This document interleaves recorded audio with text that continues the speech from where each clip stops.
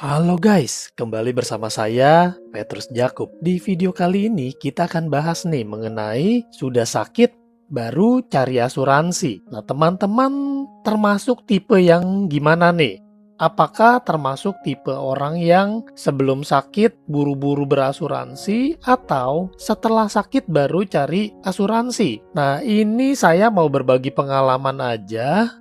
Jadi kemarin saya dihubungin sama orang, dia mau mengasuransikan adiknya. Nah, sayangnya adiknya ini sekitar 6 bulan yang lalu terdiagnosa penyakit diabetes. Dan bukan hanya diabetes saja, tapi juga terdiagnosa penyakit TBC. Sekedar informasi, beliau sebenarnya sudah ada asuransi. Tapi ya itulah ya, kadang-kadang orang ambil asuransi cari yang premi yang murah-murahnya aja. Padahal yang kita perlukan itu bukan sekedar premi murahnya aja, tapi juga manfaat yang bagus, manfaat yang mumpuni. Nah, jadi singkat cerita dia sudah punya asuransi sebelumnya, tapi yang belum sesuai tagihan. Nah, saya jujur nggak tahu seperti apa detail manfaat polisnya, tapi yang pasti dia cerita ke saya bahwa pada saat rawat inap itu dia harus dimasukkan ke ruang isolasi dan biayanya itu 1 juta per malam untuk kamar isolasinya. Sedangkan biaya manfaat kamar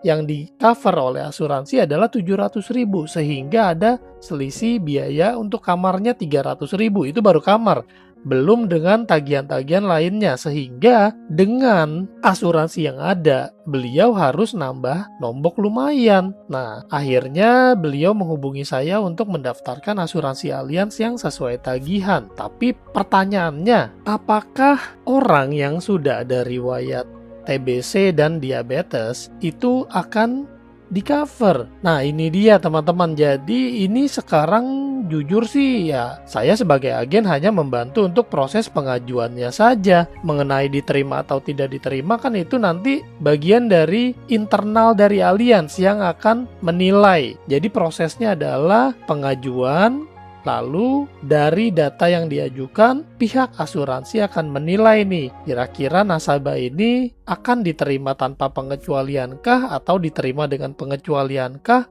atau atau ditolak sama sekali atau bagaimana, atau mungkin diterima dengan ekstra premi. Nah, ini dia teman-teman. Jadi inilah realitanya. Kadang kita takut berasuransi, kita takut bayar premi, dan sekedar informasi kenapa ini si kakaknya ini baik sekali mau mengasuransikan adiknya, karena adiknya ini belum terlalu mandiri teman-teman. Jadi memang usianya saat ini sudah di atas 30 tahun dan sudah memiliki pasangan, tapi dan juga bahkan sudah memiliki anak.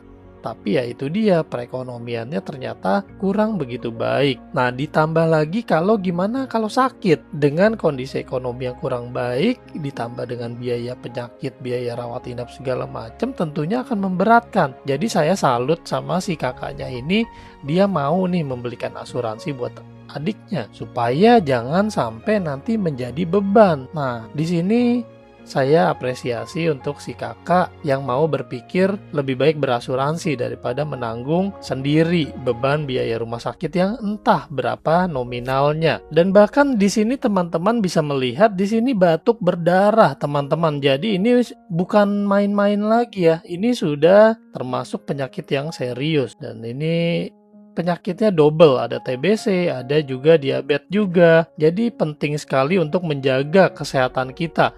Tadi baru saja saya nonton video dari si Jerome Pauline. Jadi Jerome Pauline pun juga menyadari bahwa kesehatan itu pada saat kita biasa-biasa aja, kita bisa beraktivitas seperti biasa, justru kita harus mensyukuri, karena di saat dia mengalami lututnya pergeseran tulang, wah dia merasakan penting banget kesehatan. Jadi dia, teman-teman boleh cari deh videonya Jerome Pauline, dia lagi dirawat inap ternyata teman-teman.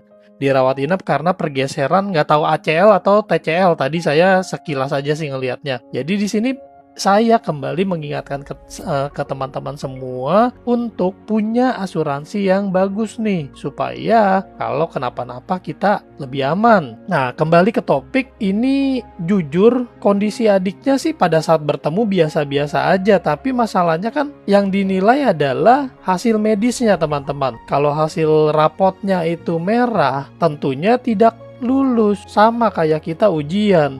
Kalau nilainya merah, tidak lulus. Nah, di sini kalau di asuransi, kalau hasil medisnya merah, maka tidak lolos. Tapi ini jujur ya masih pengajuan, nanti bakal saya update lagi ya.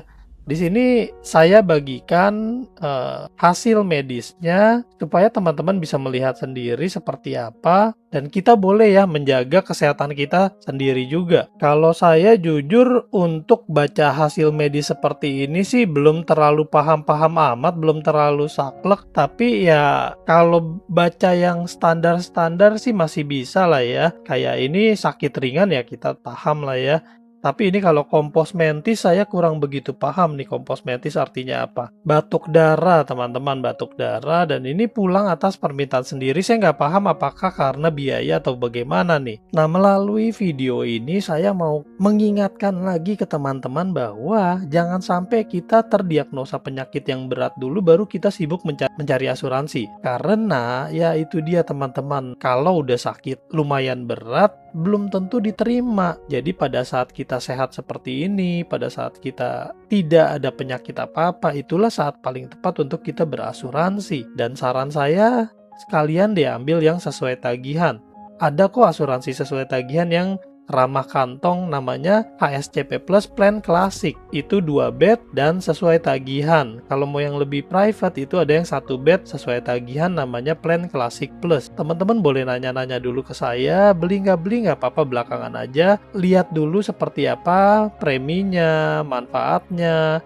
Teman-teman boleh bandingin dulu sama asuransi lain supaya teman-teman bisa paham nih seberapa penting, seberapa mantap manfaat yang ada di asuransi kesehatan HSCP Plus. Saran saya minimal ambil yang plan klasik dan dilengkapi juga sama asuransi penyakit kritis 1 miliar plus asuransi jiwa minimal 500 juta lah kalau asuransi jiwa. Kalau udah berkeluarga minimal 1 miliar. Nah, teman-teman boleh berdiskusi dulu sama saya. Welcome ya kalau mau diskusi.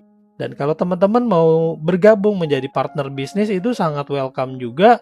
Boleh ya bergabung menjadi partner bisnis, bantu orang-orang di sekitar kita supaya punya proteksi yang mumpuni. Sekian video kali ini, sampai jumpa di video lainnya. Saya Petrus Jakub, Tuhan memberkati.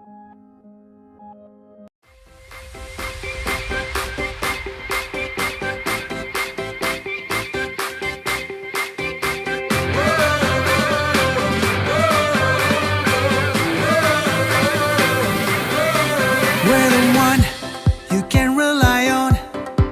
We are trusted.